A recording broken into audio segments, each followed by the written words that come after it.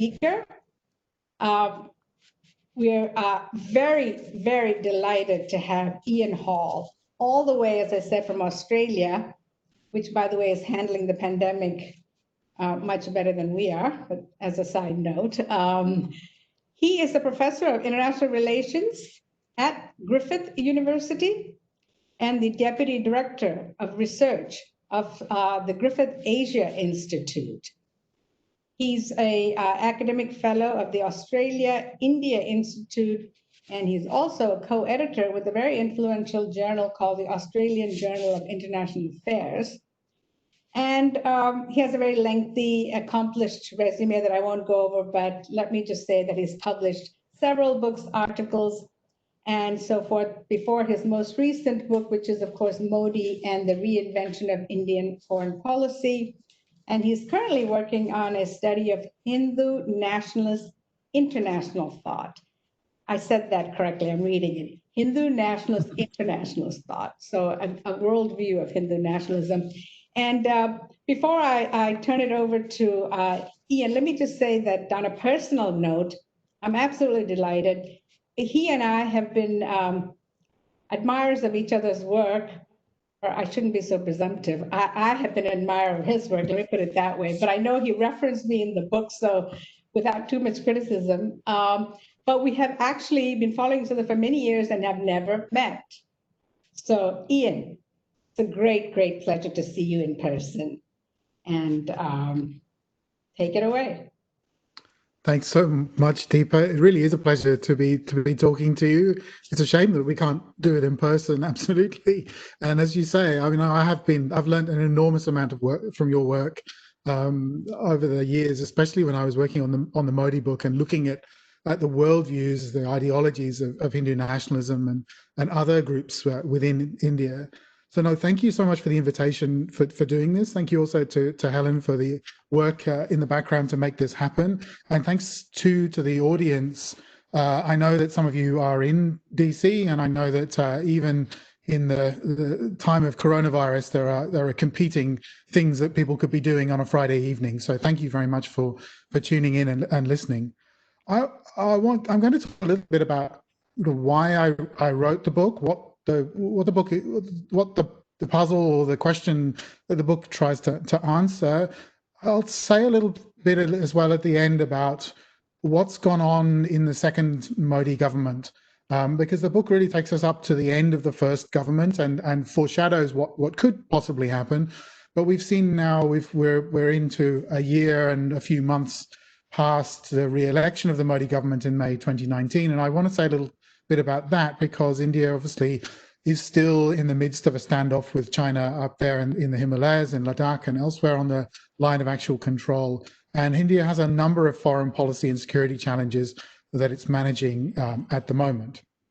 So why write the book in the first place? Well, the origins of the book really lie in my surprise, puzzlement, at the fact that when Narendra Modi comes into power in 2014 and wins that landslide election win in May 2014, he comes into power saying practically nothing about foreign policy on the campaign trail.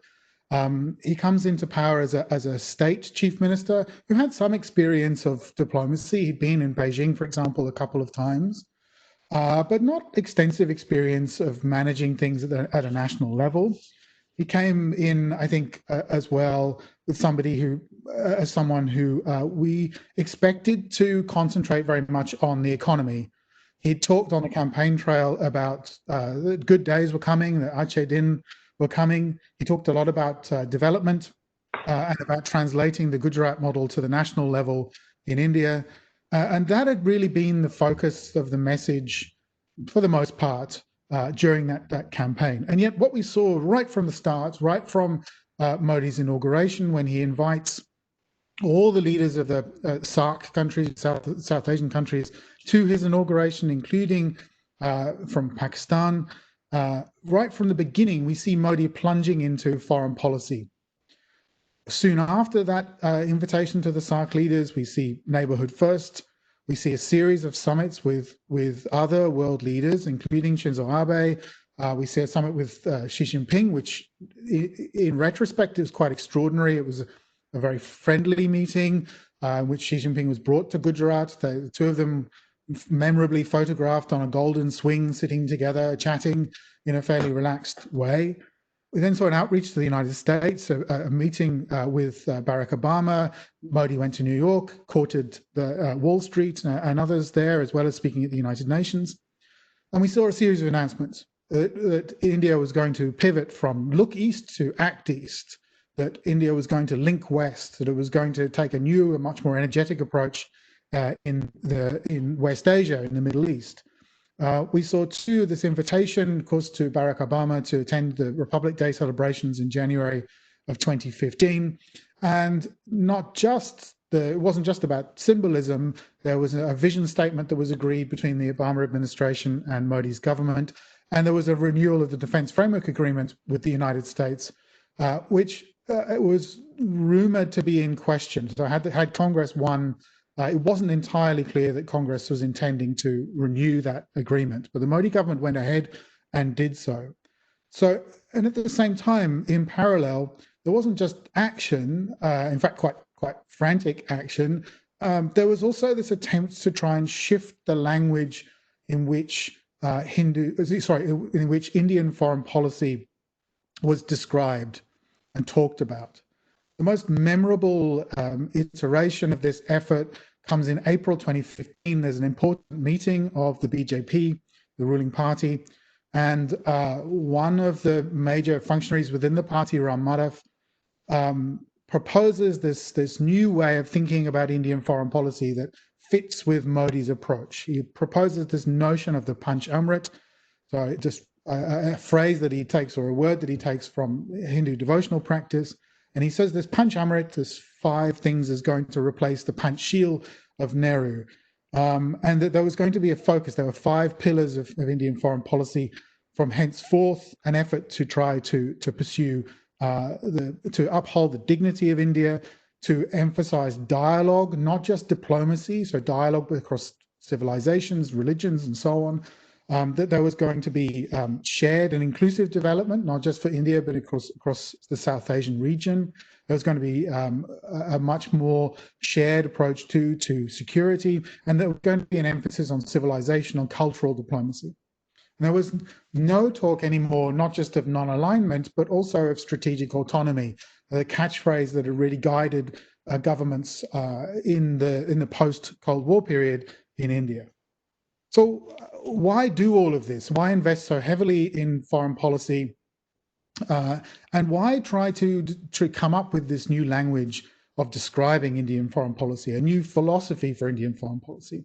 Why invest in these things? You know, governments have got limited amounts of time and resources. They don't necessarily need to invest in these kinds of things. Often in democratic governments democratic leaders tend to indulge in foreign policy and engage in foreign policy a little bit later on in their time in office, and yet right from the start, Modi is coming out of the blocks, if you like, and being so energetic. So why is he doing this? There is one explanation out there, and that is that he wants to raise confidence in India, confidence particularly in foreign investors, and I think that's a plausible suggestion, and I think that's true to an extent. But it doesn't really explain why there's this bigger effort to try and, as I put it in the book, reinvent Indian foreign policy by giving it this different grounding, this different philosophy. I think they did this because of the power of ideology in the background. So we tend to kind of dismiss a lot of the time when we're doing foreign policy analysis and we're thinking about states' behavior, we tend to dismiss the power of ideas and the hold that ideology or ideas might have over leaders and their followers as well, and how important they can be in shaping the way in which they perceive particular policy challenges, even in foreign policy, where we tend to see states being a bit more instrumentally rational, perhaps.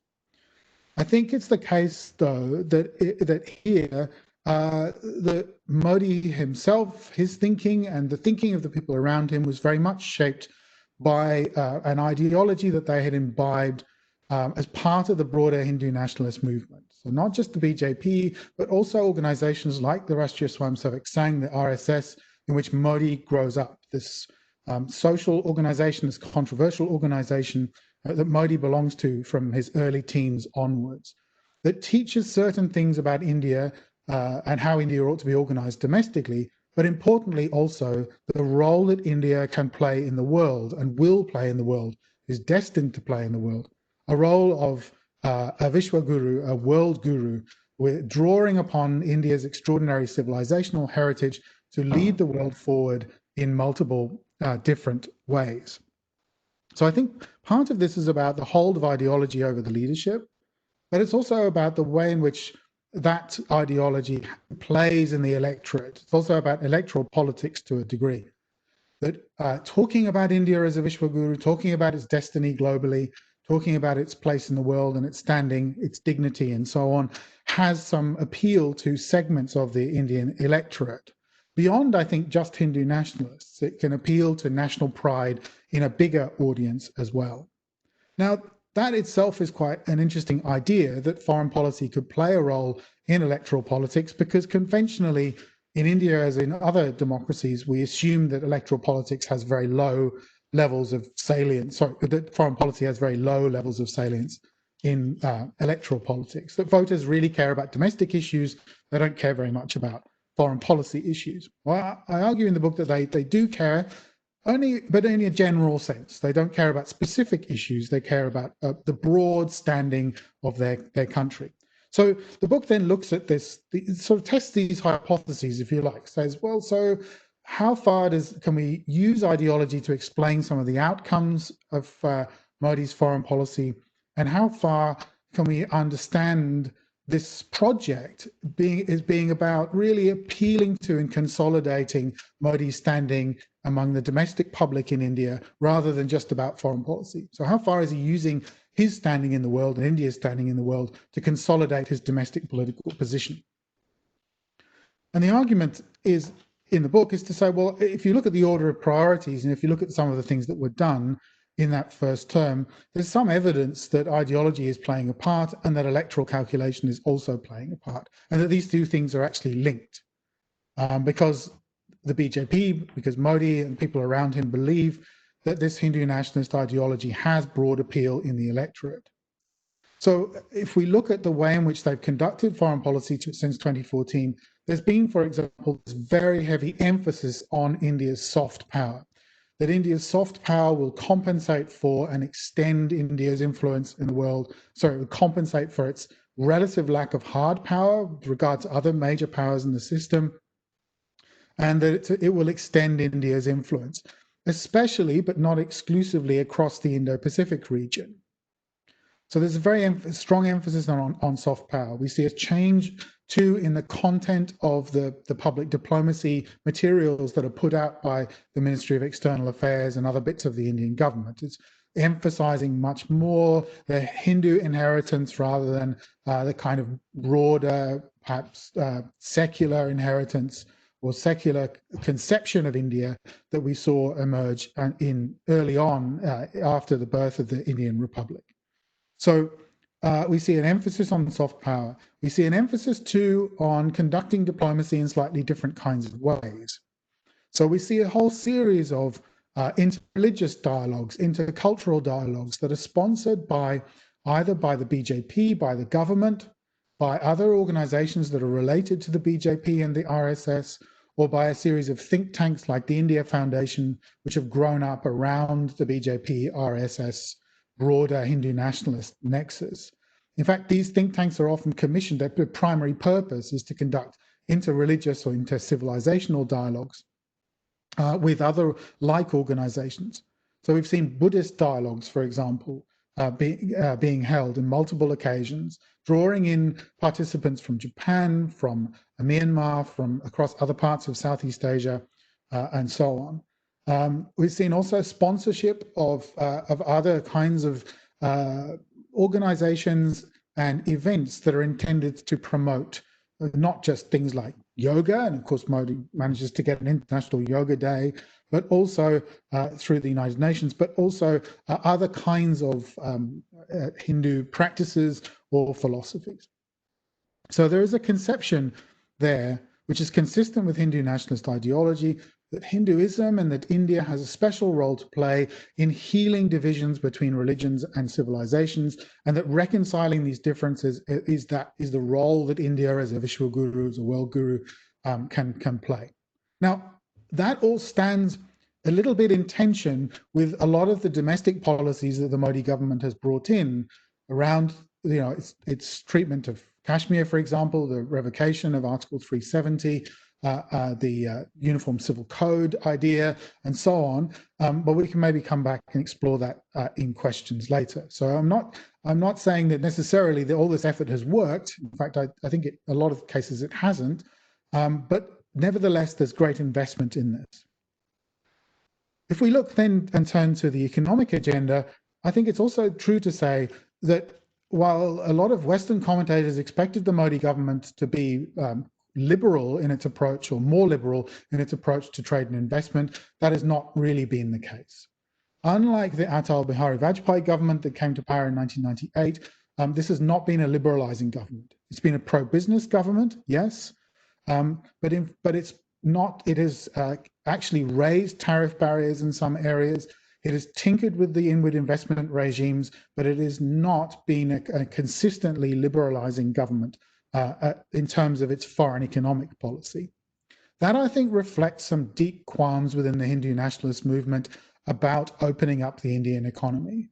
Right? There are significant chunks of the broader Hindu nationalist movement outside of the BJP, organizations that are sponsored by the RSS, that would much prefer to see Swadeshi, self-reliance, a much more protectionist approach to economic policy and to foreign economic policy than liberals might want. And I think that's been emphasized in the last few months again, as India has pivoted towards this conception of a self-reliant India. Even in the security sphere, in which perhaps ideology has played less part than it might have done in others, there's a little bit of evidence that we can say that Hindu nationalist thinking has had an influence. One of the marked things about Hindu nationalist thinking about international politics is there's a belief that eventually there will be no need for armed conflict and therefore for hard power. Now, again, that sits in tension with some of the things that Hindu nationalists might do and the ways in which they might behave domestically. But there is a belief that hard power is not as important, it will eventually wither away and be replaced by cultural and civilizational power. This might explain partly why we've seen investment in things like defense modernization not being as great as we perhaps might have expected. At the end of Modi's first term, the defense budget was significantly down on what it was when he came to power in terms of percentage of GDP. There's just not been as much of an emphasis on upgrading India's military and building hard power as there arguably should have been, and that a hard power nationalist government might be expected to engage in. The evidence, I think, is clear. In other words, that although Modi saw electoral advantage in promoting a Hindu nationalist foreign policy that emphasizes India's dignity, its standing in the world, and so on, but it's seeped into other areas, into foreign economic policy and into security policy as well, and in ways that perhaps are not necessarily been good for India in the longer term. So let me say something about that then, just to sum up. So what can we say about India's foreign policy since 2019, when Modi comes back into power? It's still unquestionably Modi-centric. It still has a lot of emphasis on his personal diplomacy and his personal connection with foreign leaders. And that, of course, again, is about, to some degree, about electoral benefit. The more that Modi can be seen to be standing on the White House lawn, shaking hands with the American president, or indeed appearing in stadiums in Houston or in Gujarat and doing similar things. Even the Chennai Connect, the rather more awkward connection, meeting with Xi Jinping in October 2019, all of these things being seen, being taken seriously by foreign leaders on a one-to-one basis. Again, that's to Modi's electoral advantage, and it's emphasizing this sense in which personal diplomacy can play a key role in boosting India's status in the world and also furthering India's interests. Underlying this, I think, still is a conviction that India's soft power is strong and that it's growing, and it's going to allow the BJP to do things internally that it would like to do.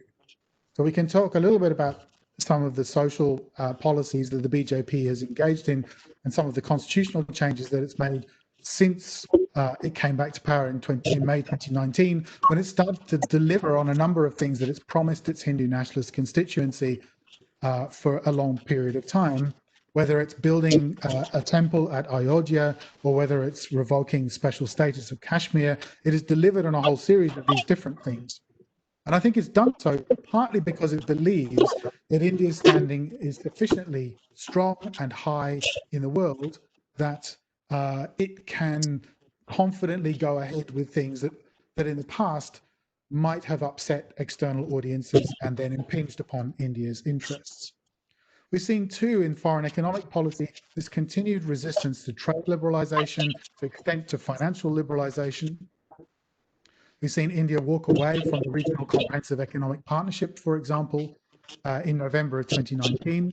We've seen it now pursuing this concept of a self-reliant India.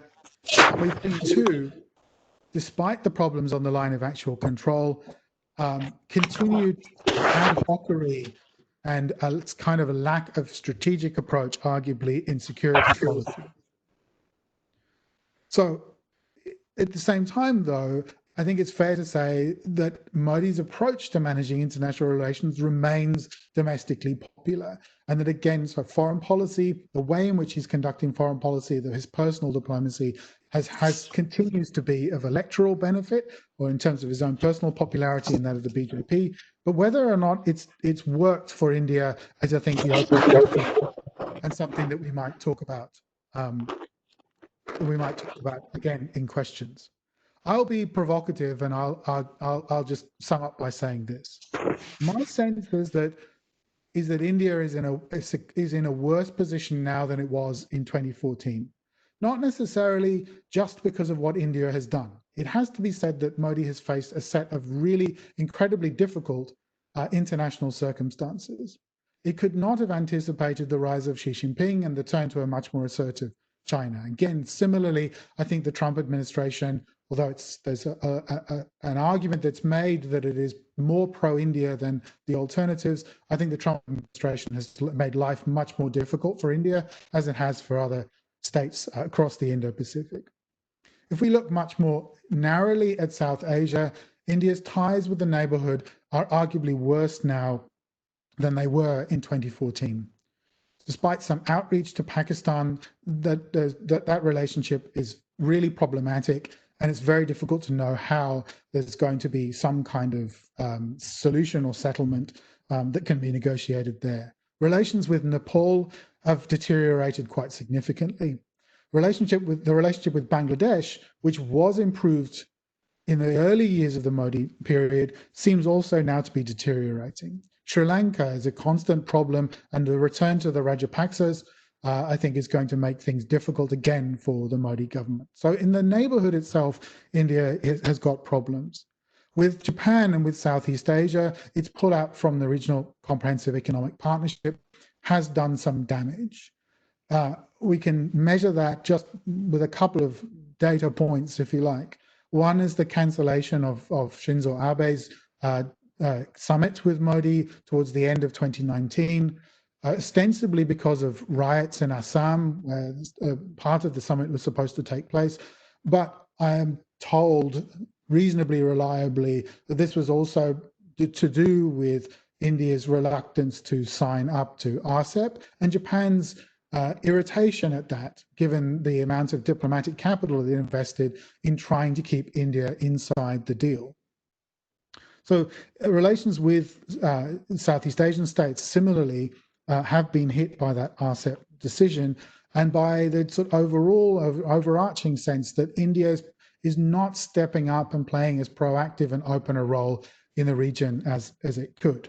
There have been some wins, I think. India played a key role in getting Southeast Asian states to sign on to a version of a rules-based order in the Indo-Pacific. And I think that's an important point to make. Relations, obviously, with China are highly problematic and very difficult. I think even relations with Russia are problematic. And we saw that with Rajnath Singh's relatively long visit to Moscow in the middle of the early part of the crisis with China, in which Singh needed to go to Moscow to ensure that Russia was going to supply the military equipment that India needed to manage that standoff. And again, I think relations with the European states and with the United States have been hit to a degree by some of the domestic policies that we've seen enacted since May 2019. So in sum, I think what the book tried to do was to try and solve this problem of why such investment in foreign policy when the agenda was meant to be all about domestic policy. Partly, I think, is an ideological function. There's this conviction that India's destiny in the world is to play a much bigger guiding role to the rest of the world. And partly, I think, because Modi's globe-trotting, his personal diplomacy, his summitry, and so on, has actually had measurable electoral benefits at home. I might leave it there then, I think, so that we can have a bit of a discussion. Thank you again, Deepa, for this invitation to talk. And I hope that was intriguing, at least to some.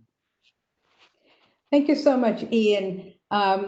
You can see from this overview that Ian has given why this book, I think, is one of the most important books on Indian foreign policy in recent times.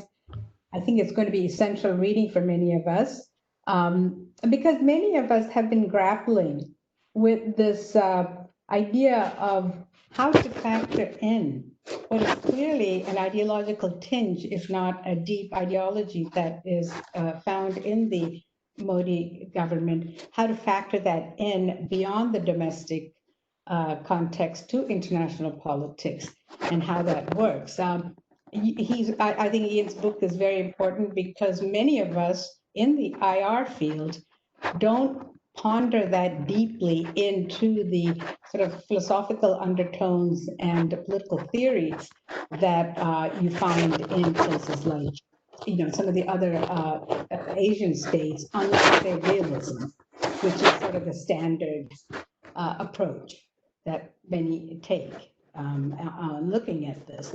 Now, that said, I think, you suggest that the overall framework hasn't really delivered internationally. In fact, you're making an argument that India is in a worse state at this moment than it was 6 years ago. And so now, let me just say one thing, though. If the objective of the Modi government was to sort of enhance its electoral opportunities, and it has been overall a domestic project rather than an international one, then of course the question is sort of moot that whether it was successful or not, maybe it doesn't matter in that sense, right? However, you do raise one, I mean, I like your book a lot because you've raised all sorts of issues that we normally don't think about. But one thing I particularly liked was your findings about the role of, the importance of the role of reputation, status, national pride, and so on. The idea that they're going to restore pride and dignity. Well, that, in fact, that's sort of the underlying reason for this reinvention of Indian foreign policy for this purpose, was to restore this pride, national status. Now, as we know, the search for status has been something that's going on for a long time. It didn't start with Modi, it started Nehru, one could argue, and right through.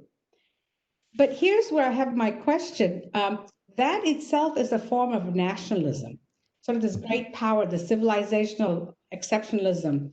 And so to what extent can we understand this as a form of nationalism, quad nationalism, without necessarily having to go to Hindu nationalism.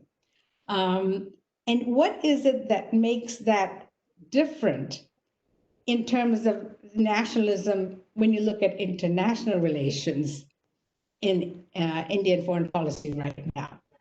In other words, how important can we understand the pride, the more forceful, even let's say national security, more forceful exercise of national security? Could that be coming out of straight nationalism rather than Hindu nationalism, at least on the international scene? Thanks, Deepa. That's really a really interesting question. It's one that I've been pondering at the moment as I'm working through the various different streams of nationalist thought in India, starting at the beginning of the 19th century and then kind of working my way forward. There's no doubt, I think, that the appeal to national pride and dignity and so on is not exclusive in any sense to Hindu nationalism. And the pursuit of status, and we know there's so much work that has been done by you and others for such a long period of time, demonstrating that India has been concerned about status in international politics in a way that perhaps other states have not. And that may be a function of, and it is a function, I think, of kind of post-colonial anxieties, of assertion coming out of post-independence and all of those sorts of things. I think the appeal then to Modi can use the appeal to national pride, and he does repeatedly. Think about speeches that he gives, for example, on Independence Day when he's there standing on the top of the on the ramparts of the Red Fort and so on. He's talked repeatedly about the power of the Indian passport. Now, I'm told that Indian passport holders don't they tend to laugh a little bit about this particular story. But Modi has told this one over and over again. He said that now, after 5-6 years of his rule, when somebody turns up with an Indian passport at an immigration counter anywhere else in the world, and they put that passport up there on the counter, it is treated with greater respect by the official that is looking at the passport. Now, as I said, and I've told that story a few times, some people have laughed about that, but that story indicates that, you know, it is playing to a deeper and broader sense amongst the population that India still has work to do to restore its status and pride in the world. So that's one of those appeals that Modi can make that does tend to unify, because it crosses across the various boundaries of the various different strands of nationalism. Now, the kind of India that the Hindu nationalists think ought to be respected is different.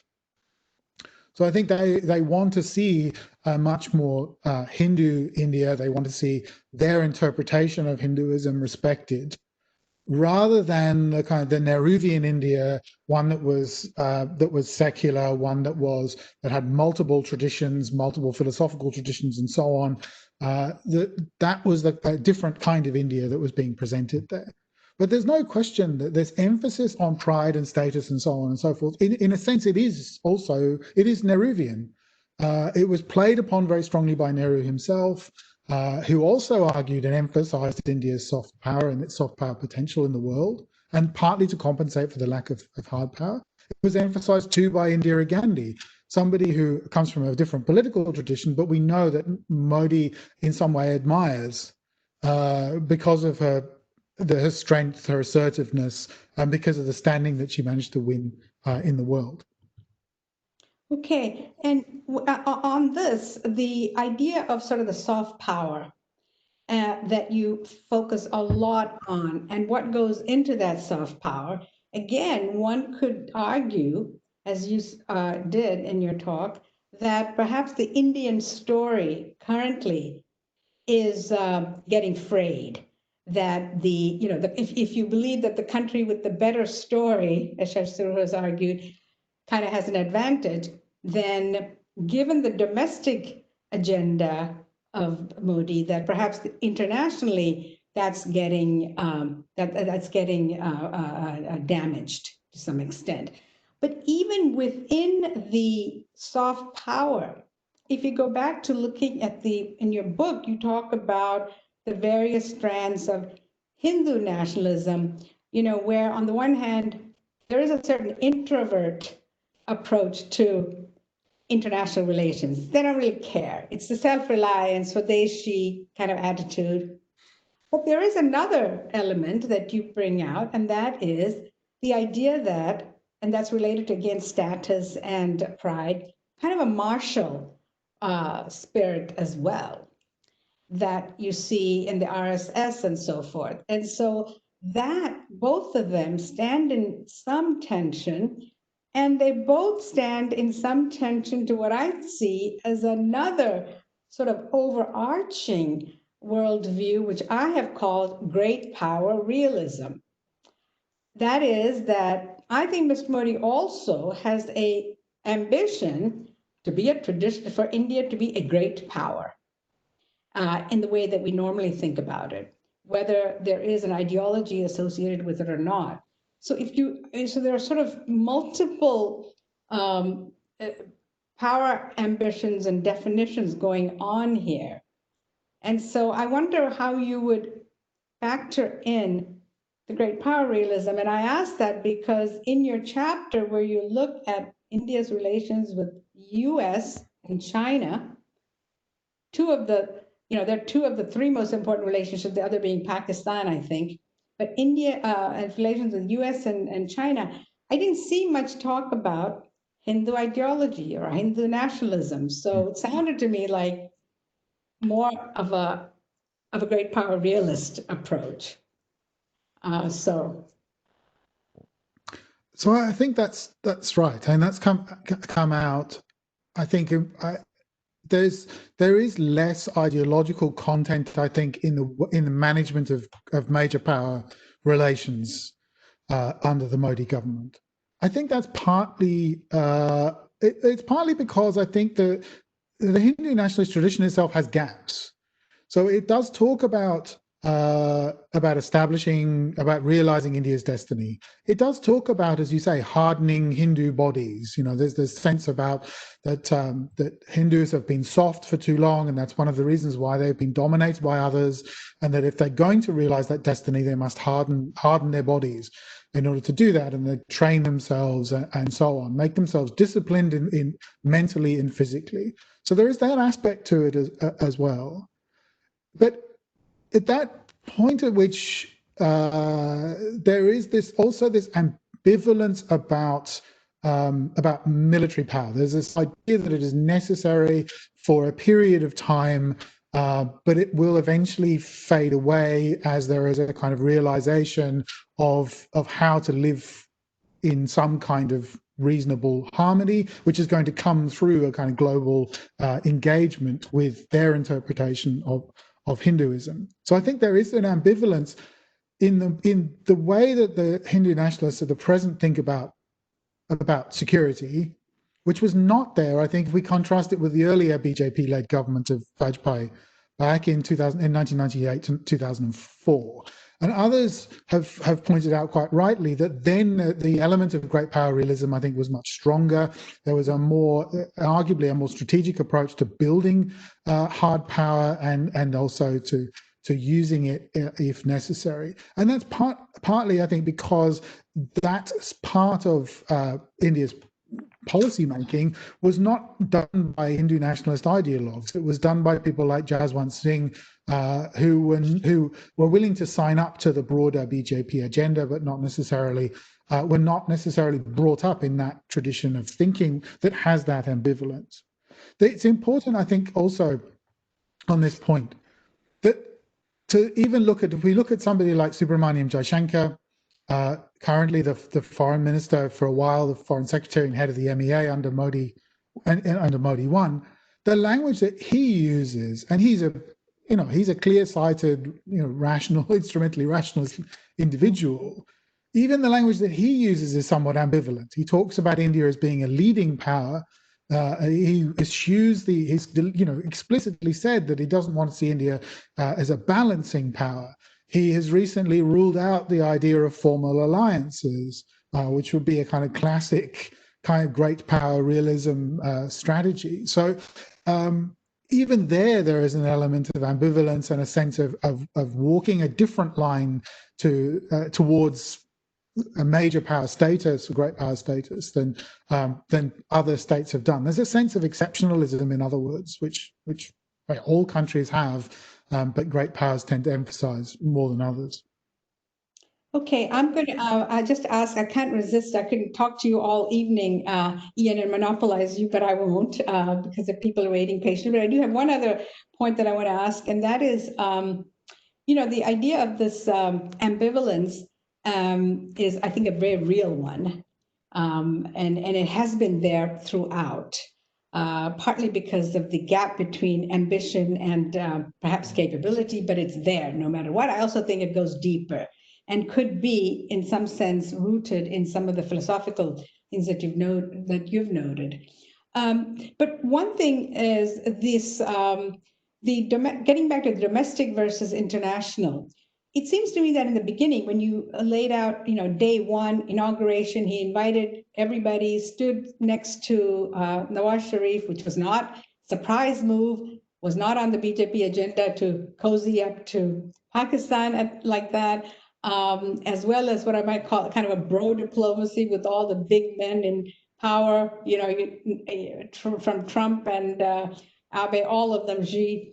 But did you get a sense, and I think there was a sense that he could compartmentalize domestic from international, that somehow there were two projects that Modi had where he personally could be a kind of transformational leader, like Nehru was. I think he's very, thinking about the legacy in some sense. And so saw himself in that role. But, fast forward 5 years, you see the domestic elements of internationalism perhaps, damaging the international aspect as well. But we don't know yet. I mean, we can sort of infer some things on that. Like the first BJP government, which was sort of tempered because of international image that they wanted, just like sort of Peter Gervich's second image reversed in a sense, the international. Do you see that moving forward? Do you think that the CAA, Kashmir, all these issues that are pressing down on India, not to mention, relations in the region and so on, do you see a possibility of a rebooting of this ideology in a way that makes it more attractive, bring back the soft power in a real attractive way? Or are we just not, are we going to see more of the same? I think, I think there's been an element of, if we're going to be blunt about it, opportunism here. It is telling that the Modi government held off from making some of these changes that had long been promised to Hindu nationalist supporters, to the kind of core BJP supporters, in terms of Kashmir, in terms of a uniform civil code, in terms of triple talaq divorce, all of these kinds of things. Changes were promised in 2014 and they weren't made. So why the timing after 2019? I think obviously coming off the back of a major election win, there's a lot of domestic legitimacy. So clearly, there was a space to do it domestically. But I think too, the international circumstances are good at the moment. Let's face it, the Trump administration was not and is not going to criticize India for some of these domestic moves. It is potentially the case that if there was an incoming Democrat administration, that there would be a little bit more pressure on India on some of these issues. And so taking advantage of the time that between May 2019 and November or January 2021, I think that has played into the calculation to some extent here. I think in the background too, though, there is in some parts of the BJP, and you can see this in some of the things that are said by people like Ram Madhav and others in the past. There's a sense that, you know, India's looked at China and said, well, so long as we're growing economically, so long as people are interested in investing, so long as we are gaining power and we're seen as being an interesting market, these kinds of concerns about human rights will drop away. After all, it didn't take that long. It wasn't that long a time between Tiananmen Square and China's entry into the WTO. You know, China, these sorts of things have been talked about, criticized, of course, but they haven't really inhibited China from doing some of the things that it's done. So in a way, I think it's quite worrying in a way that parts of the BJP they do admire some things that the Chinese Communist Party have done in a way. They admire the extent of control that they have and so on. And I think to some degree they look over there and they think to themselves, well, you know, we need to take our chances too if we're going to do the things that we want to do. And so I'm thinking here about the kind of the hard line of the party, the core of the party, and of the RSS and so on. Not so much the broader support base, which I think things a little bit differently. Well, thank you so much. Okay. Well, all right, Ian, we have quite a few questions, and thank you, audiences, for submitting them. I'm going to read the submission aloud, and then you could just give a quick answer. If we have more time for related questions, I'll add those on. But we have a question here from Ria Gupta. She's a student at GW, and she says, basically, whether you think Modi would have been as successful in his campaign and during his administration if he had stayed out of foreign policy. In other words, has foreign policy been a very big, important part of any success or not? So that's an interesting question. So counterfactual questions are always difficult to answer, yeah, of course. But I think, you know, and it's very easy for me to make these kinds of criticisms because I'm a scholar and I don't have to run a government. But there is an implicit criticism in my book that says, well, you know, what if Modi himself, what if the government itself had spent less time focusing on some of these issues and more time on, for example, major domestic economic reforms, or in really a significant push on, say, military modernization? If there'd been more time spent on that and less time spent on foreign policy, would India be in a stronger position today? So I think in the book, I kind of answer that question implicitly by suggesting that the amount of time and effort that has been spent on some aspects of foreign policy that perhaps have not delivered as well as were promised, that's perhaps distracted some attention. And I think we do need to recognize here, you know, just let's think about the individuals as managers and administrators and so on. They do have finite amounts of time and effort, although there is a formidable, to a degree, government apparatus at Modi's disposal, spending quite so much time on some of these tasks rather than others, arguably distracted from some things that perhaps needed to be done. So I think that's probably how I would answer that question. Okay, all right. Another question, this is from Samar Chatterjee of the SAFE Foundation in DC.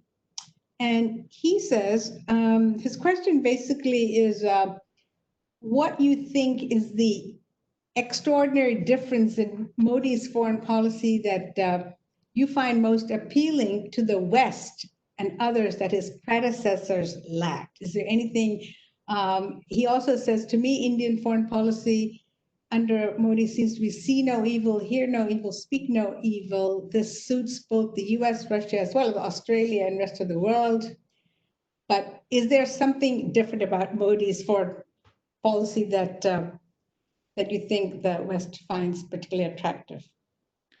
Look, I think that you know, one of the things that Modi got right in the foreign policy initially it was energy.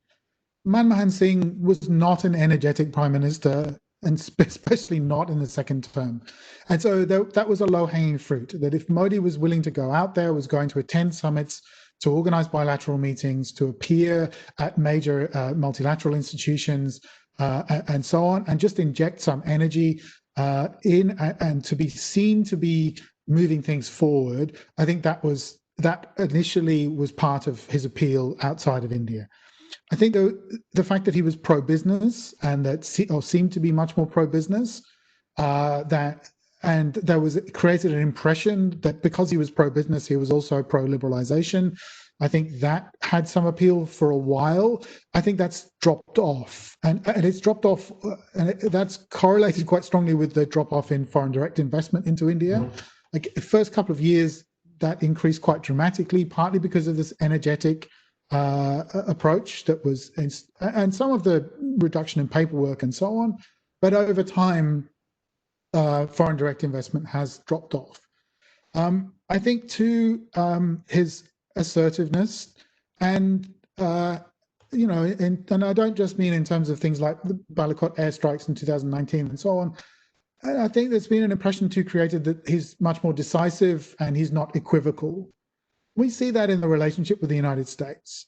Modi's been willing to go further than the previous government was willing to shed a lot of inhibitions, was willing to call things out and be much more straightforward.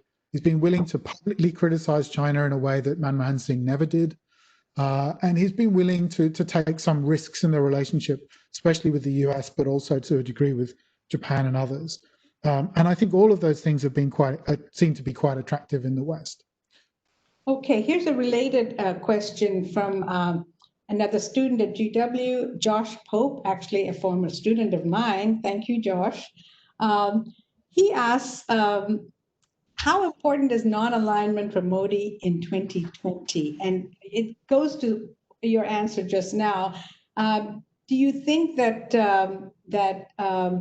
the challenge with China, would competition with China cause India to abandon some of the self-reliance, so the issue that you spoke about, and non-alignment? That's sort of important question. It is. That's right. No, thank you. That's I mean, the word non-alignment never appears in a Modi or Modi administration speech or statement. Modi's been very keen, and the people around him have been very keen to try and to drive out anything that looks like Nehru's legacy in foreign policy and to try and replace it. Now, but however, not using the language doesn't mean necessarily that you've completely abandoned the approach.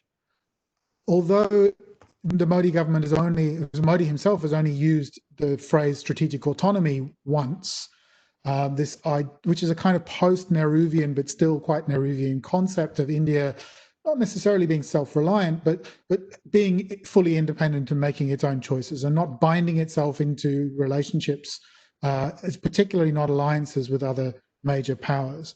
That notion of strategic autonomy, it only comes up once in Modi's Shangri-La speech in 2018. It hasn't been used in any other context. But at the same time, we've heard Jaishankar, for example, recently talking and saying that India will never join an alliance system, that it wants to keep a free hand, it wants complete independence, it wants issue-based alignment, not state-based alignment or power-based alignment. And that's a pretty consistent thing, and there are over time. I don't think that's actually that different from Nehru's approach either.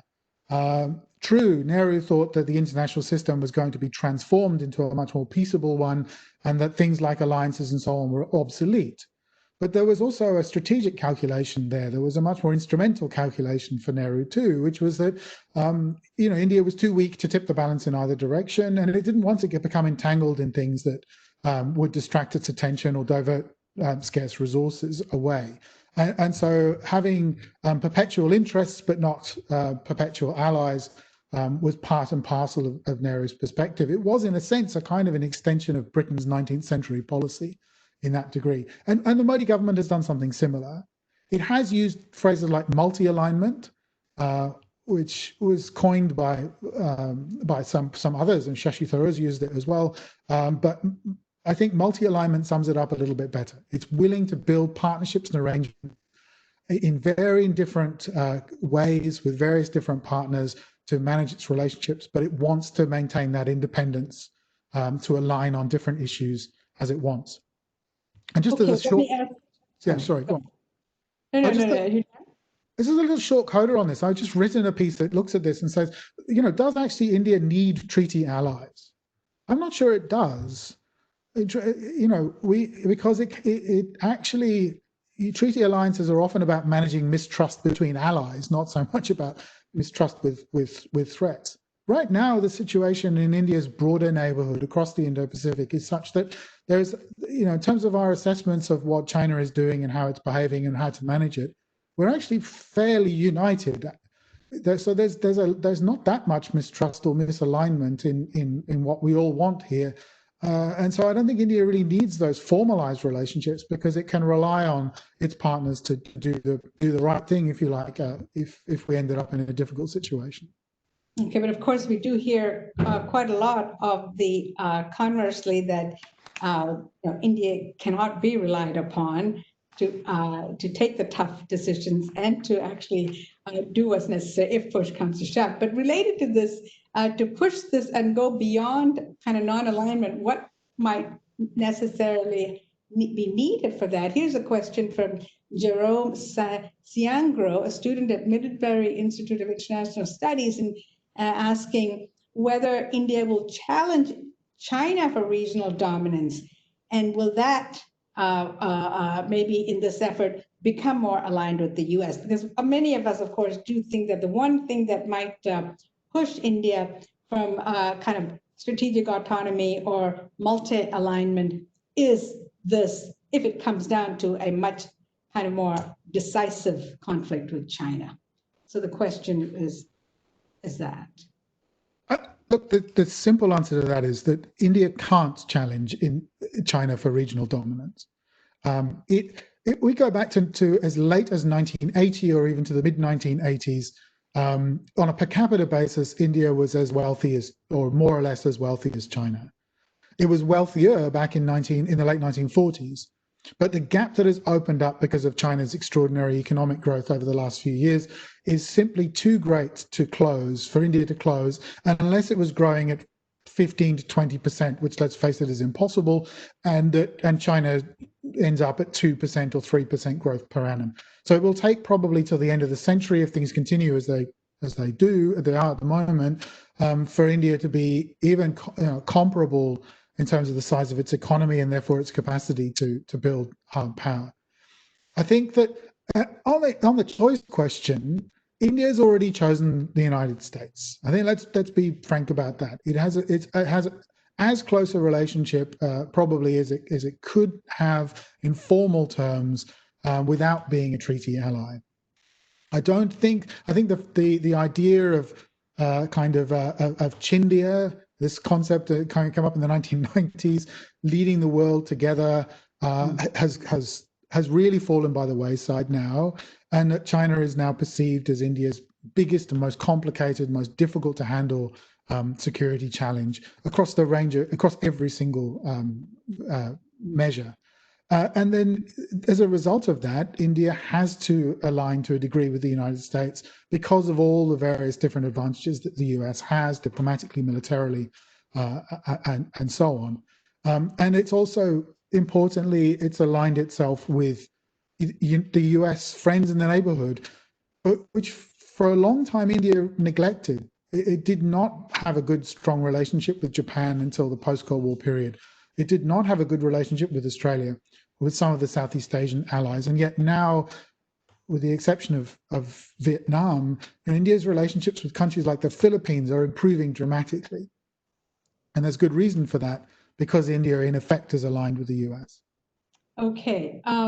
Now, you said that India cannot really challenge China for regional dominance, and that raises a question on Nepal from Tanisha Mitra, Public Education Fellow of the Oda Foundation, who wants to know if India is then losing Nepal to China, in fact, let alone regional dominance. The opposite may be happening then.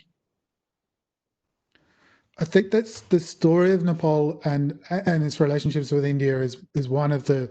I think it's actually probably the most significant failure of the Modi government. If we're going to be honest, cast our minds back to those early months and remember that Modi goes to Nepal. He's the first Indian prime minister to do so in a long period of time for And that in itself is pretty surprising, that you would expect countries that have effectively an open border, that share religious commitments and traditions and so on and so forth, that you would expect them to have a much closer relationship. Now, Modi goes, he takes sandalwood for significant temples in Kathmandu.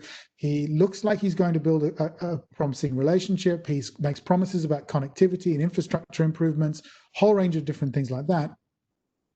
And then we see what we can only describe really is the mismanagement of the informal blockade of Nepal over the constitution, over the treatment of population, the population that straddles the border with Nepal and India. And I think from that point onwards, that informal blockade, which did cause economic damage to Nepal, that has driven the government in Kathmandu to the willing arms of Beijing. And Beijing has played this very well, I think. It has been very willing to engage the elite in Kathmandu. It's been very willing to direct foreign direct investment into Nepal to kind of reinforce the regime that's there. It has really taken advantage of what in the beginning I think was India's mismanagement of the blockade in particular. And then subsequently that we've seen these spats over the locations of temples and the birthplaces of gods and so on and so forth, which really just are quite extraordinary, to be quite honest. I think unfortunately Nepal has moved very much into China's orbit, and I can't see how India is going to wrest it away from China's orbit anytime soon, unfortunately.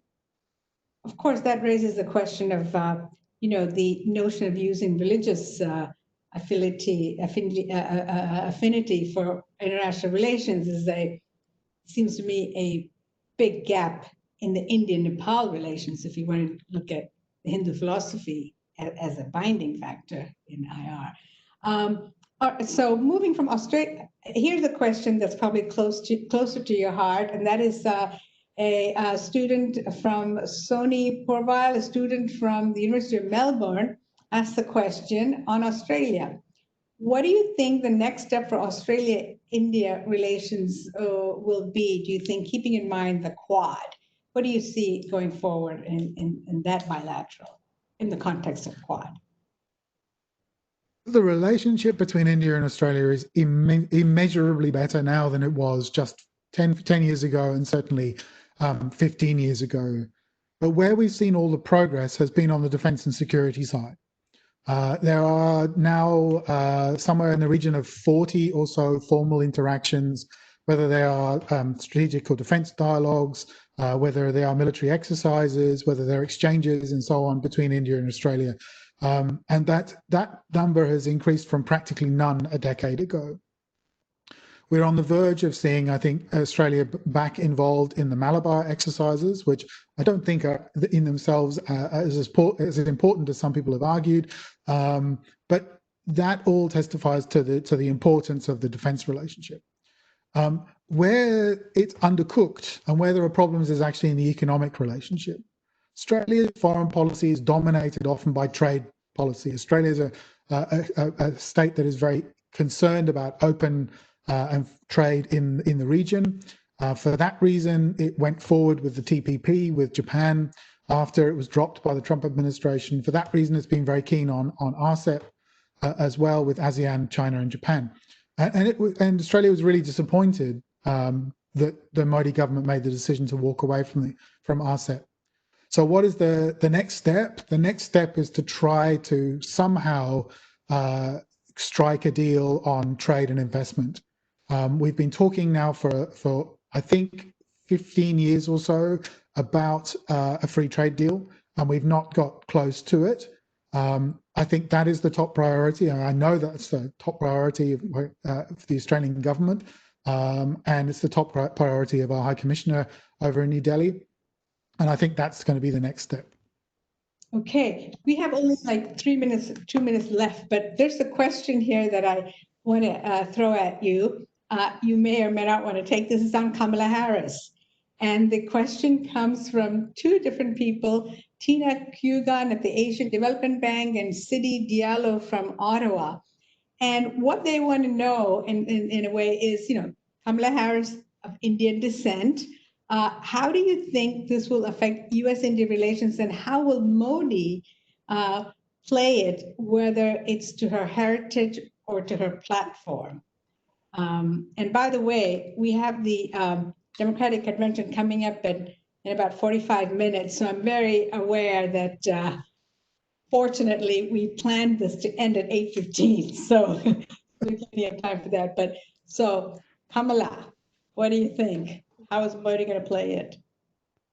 I think that, I think if we look at the way in which Modi has handled the differences of government in the US, has actually handled it quite well. I know that New Delhi did not anticipate Trump winning the election back in 2016.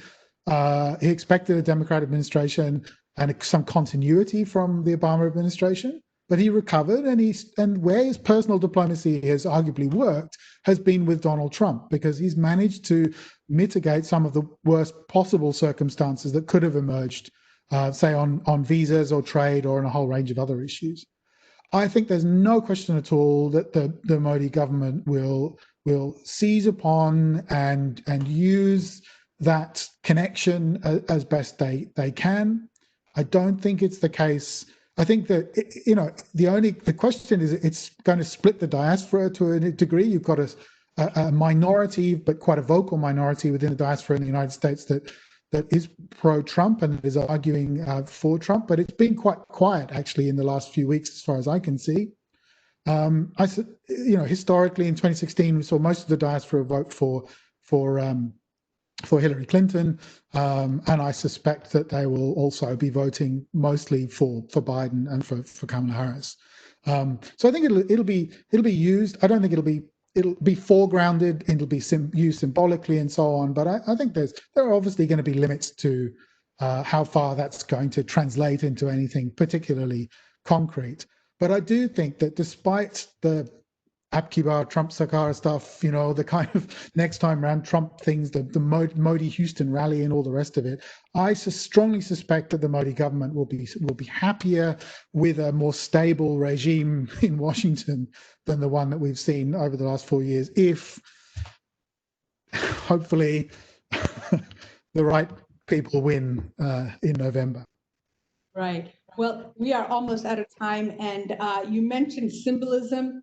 I think one of the themes running through your book that we didn't really interrogate much was actually the role of symbolism and discourse, the power of discursive power that's been so useful for the Modi administration. And there's still several questions that we couldn't get to. I apologize to those who asked, and I thank them for it. But even I didn't get a chance to ask I was going to ask you an unfair question, which was, how would a Hindutva foreign policy look like, and how will we know it when we see it? What are the kind of elements that, can you give us some examples of what you think it would play out in its relationships with major countries? But we don't have time for that, so we'll let you off the hook on that one. But as we end this, I just want to say again that this book, it's a terrific book. I highly recommend it to those of you who have not purchased it yet. And right now, I just want to say that you'll get purchase links that you can get from University of Bristol, but also other places. We'll send out these links where you can go on and buy the book. So stay tuned for that. Of course, the book giveaway next week, the winner will be announced. And I'll just hold up the book and say, thank you very much for joining us. And Ian, maybe you can stay on for a few